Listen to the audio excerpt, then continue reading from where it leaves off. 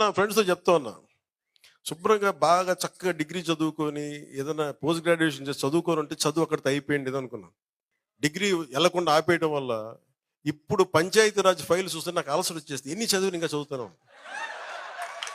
ఇవన్నీ కాకుండా రిటర్న్ మన కాపీస్ కాకుండా మళ్ళీ ఈ ఫైల్స్ వస్తున్నాయి.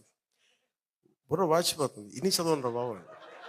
లేదు సార్, అందరూ చదవరండి, అందరు మినిస్టర్స్ చదవరు, మీరు ఏదో చిన్న నోట్స్ ఏదో దాన్ని చూసి మీరు సంతకం చేయండి. నాకు భయం, ఆ సంతకాలు ఏముంటాయి నాకు తెలియదు. ఇలా సంతకం పెట్టేయండి అన్నాను, ఇలా సంతకం పెట్టేసారు, నాకు భయం వేస్తుంది. రేపొద్దున మళ్ళీ కూర్చొని నీ సంతకం పెట్టేసారు, మళ్ళీ జైల్లో పెడితే నేను ఎక్కడికి వెళ్ళాలి?